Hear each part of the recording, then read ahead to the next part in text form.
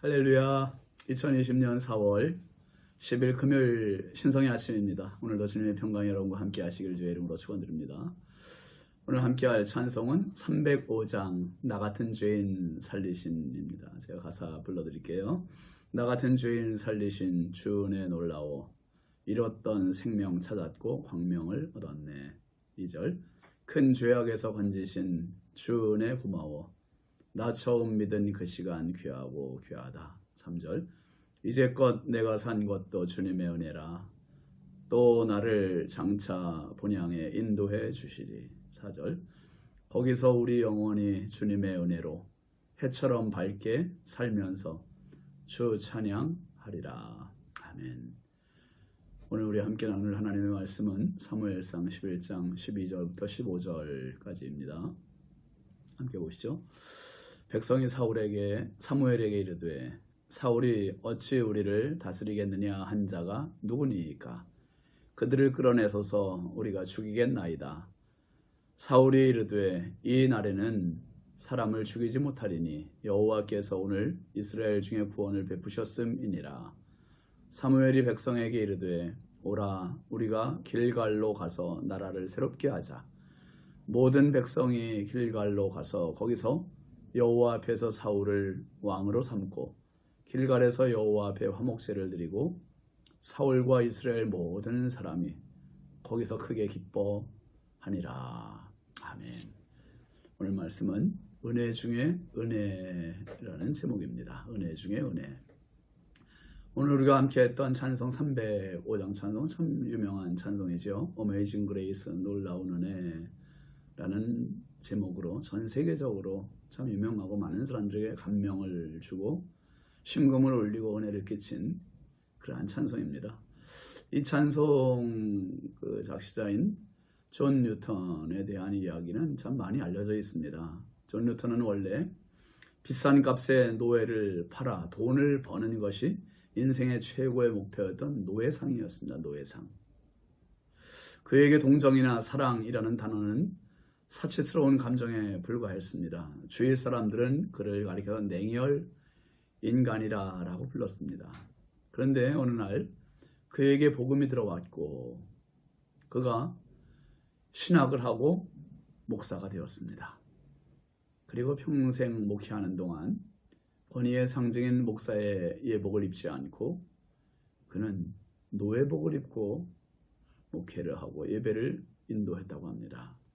그 이유는 바로 자기 같은 죄인을 구원해 주신 하나님의 은혜 너무 크고 감사해서 평생을 노예복을 입고 목회를 했다는 거예요.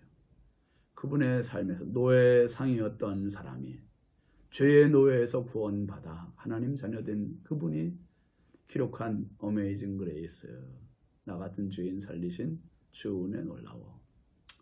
그냥 입으로만 우리가 부르는 것이 거의 곡이 아니라 정말 나 같은 죄인 구하신 주 은혜가 정말 놀랍게 이렇게 마음으로 다가오지 않습니까? 여러분 사람마다 간증이 있습니다. 간증인데 가난하게 살다가 부자가 되었다는, 실패했다가 성공했다는, 죽을 병에 걸렸다가 고침받았다는 이런 간증들이 많은 이유를 차지하고 있죠. 그런 간증을 들을 때 우리 보편적으로 참 은혜가 된다, 힘이 된다, 희망이 된다, 감명이 된다 그런 마음에 감동이 되는 간증들을 많이 듣습니다. 그런데 정말 간증 중에 간증이 뭘까요? 그건 바로 구원의 간증입니다. 구원의 간증. 영원히 죽을 인생이 영원한 빛을, 생명을 얻은 그러한 간증이야말로 가장 값진 간증 아니겠습니까? 사도행전 9장에 나오는 사도 바울의 그 간증은 인생 역전입니다. 정말 놀라운 간증이에요. 내가 예수 믿고 구원받았습니다. 예수님 나 구원하셨습니다 하는 간증 말이죠. 여러분도 그런 간증 다 가지고 계시죠? 그런 간증 꼭 있으시기를 바랍니다. 예수 믿어 구원받는 것보다 소중한 것, 가치 있는 것, 본질적이고 핵심적인 게 없기 때문이에요. 저는 사실 몇 번 간증했습니다만은 모태신앙인이었습니다. 모태신앙이요. 제 의도와 상관없이 참 너무 귀한 좋은 부모님들 만나서 믿음의 부모님들 덕분에 자연스럽게 어려서부터 교회 문화 속에 젖어 살게 되었고요.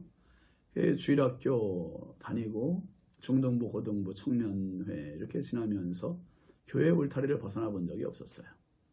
어려서는 그 교회 생활을 늘 열심히 하니까 교회에서 뭐 성경 퀴즈 대회라든지 성경 시험을 보면 꼭 상을 받았어요. 1등을 하고 그 상을 받으면서 교회의 울타리를 한 번도 떠나본 적이 없었습니다. 그러면서 목회자에 대한 꿈을 가지고 자랐고 신학교를 가게 됐습니다. 그런데 어느 날 신학교 3학년 때 큰 이 본질적인 질문 앞에 제가 탁 쓰게 된 거예요. 너 구원 받았니? 라고 하는 질문 앞에. 누구한테도 물어볼 수도 없는 문제고 이것은 기본이라고 생각했기 때문에 누구한테 물어보지도 못하고 혼자 고민하며 기도하기 시작했습니다. 참 몇 달을 그렇게 고민하면서 참 많은 영적인 씨름을 주님과 하게 되었습니다. 그 씨름을 하면서 참 많은 눈물을 흘렸습니다. 그러다가 어느 날 저희가 한 10명 정도 되는 성경 공부 모임을 하는 모임이 있었어요. 우리 학교 그 친구들과. 학교 강의실에서 이제 일주일에 한 번씩 모여서 했는데 주중에 모일 때 그 저녁에 모였어요. 수업 마치고 저녁에 모이는데 그날따라 그 이제 내용이 법궤 이야기였습니다. 법궤. 이 법궤를 만드는 재료가 조각목. 이 조각목은 조각을 낸 나무라는 말이 아니라 야생 아카시아 나무를 조각목이라고 불렀습니다. 야생에서 정말 거칠게 자란 나무, 쓸모없는 나무, 열매 없는 나무, 버려진 나무.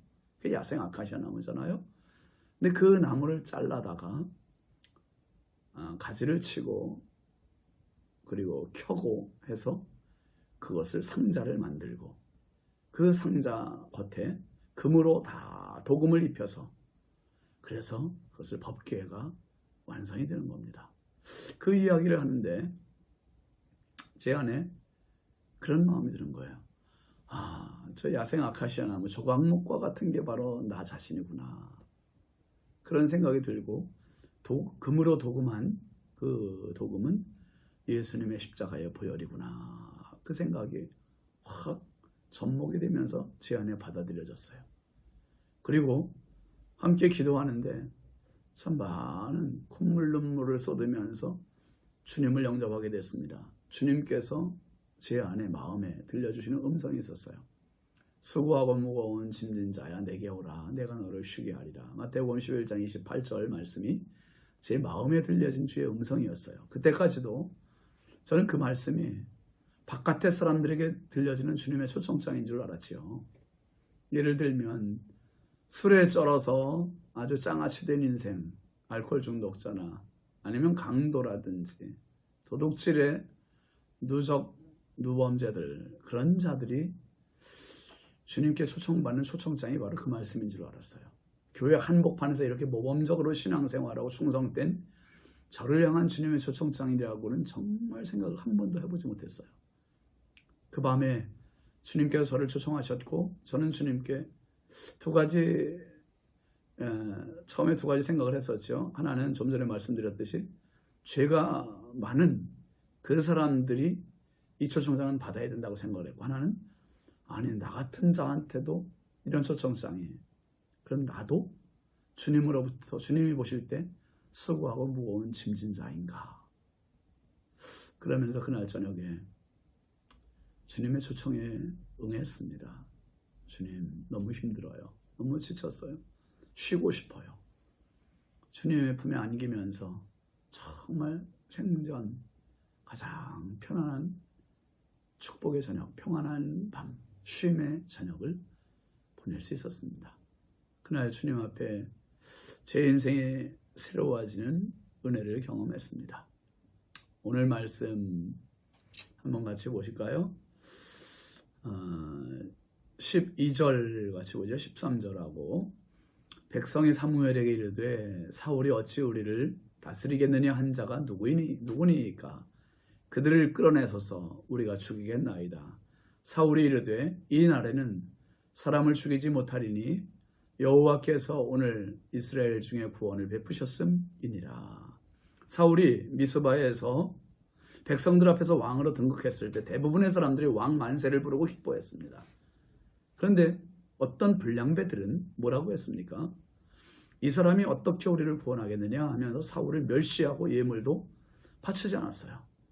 그런데 지금 암몬과의 전쟁에서 백성들 앞에 강력한 리더십을 발휘하면서 전쟁의 승리를 거둔 사울, 하나님께서 이렇게 높여주신 거지요.